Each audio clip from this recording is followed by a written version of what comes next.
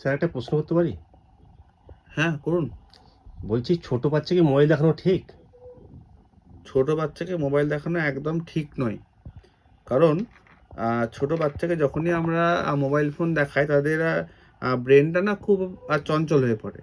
অর্থাৎ যখনই মোবাইল ফোনে একটা ছোট্ট অ্যাড খুব কম সময়ের মধ্যে দেখানো হয়, তখন ব্রেন যেটাকেই দেখে সেটাকেই অ্যাকসেপ্ট করে, এবং ব্রেনও কিন্তু খুব কম সময়ের মধ্যে সেই জিনিসটাকে অ্যাডপ্ট করতে চেষ্টা করে। যেমন ধরুন, আমাদের সময়ে আমরা এরকম মোটা মোটা কিন্তু বই পড়তাম, কিন্তু এখন সিনেমা দেখার কারোর সময় হয় না। এখন সবাই কিন্তু রিলস দেখতেই ব্যস্ত। অর্থাৎ রিলস এসে যাওয়ার পরে কিন্তু আর সিনেমা দেখারও কিন্তু কারোর সময় নেই। তো মানুষের ধৈর্য বা অ্যাটেনশন স্প্যানটা কিন্তু কমে আসছে। এটা হচ্ছে একটা সাইড এফেক্ট। এবং এর সঙ্গে সঙ্গে আরও একটা জিনিস হচ্ছে যে মোবাইল ফোন চলে আসার ফলে বাচ্চার মা বাবারা কী করছে, যে বাচ্চাকে শান্ত রাখার জন্য হোক বা খাবার খাওয়ানোর জন্য হোক বা হয়তো বিভিন্ন কাজ করানোর জন্য মোবাইল ফোন দিয়ে দিচ্ছে এবং বাচ্চা চুপচাপ খেয়ে নিচ্ছে। এর ফলে সমস্যাটা কি হচ্ছে, যে বাচ্চাটা কিন্তু বুঝতে পারছে না যে সে কি খাচ্ছে।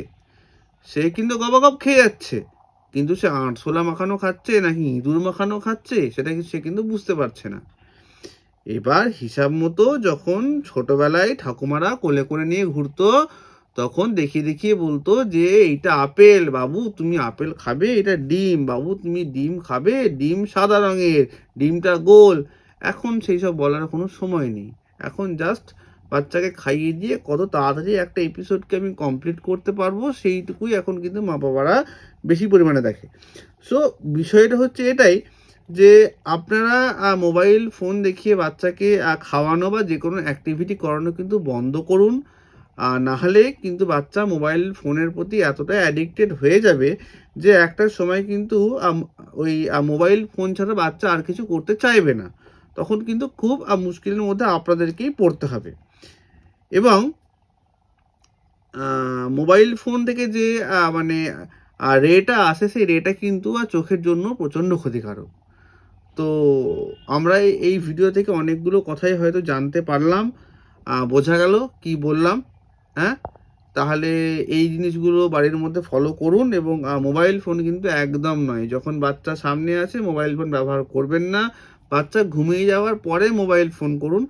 এবং আরও একটা খুব সুন্দর কথা, যে মোবাইল ফোনগুলোর দাম এখন এত কমে গেছে যে এক একটা মানুষের পকেটে 3টে থেকে 4টে করে মোবাইল ফোন। তো এগুলো একদমই করবেন না। বাচ্চা বাচ্চা খুব মানে প্রিয় একটা আনন্দের জিনিস, তাকে এভাবে কিন্তু অবহেলা করে বা হয়তো মানে অজান্তেই বিষ দিয়ে কিন্তু বাচ্চাটার 12টা বাজাবেন না। হ্যাঁ, ঠিক আছে, আজকের মতো এটুকুই। ঠিক আছে।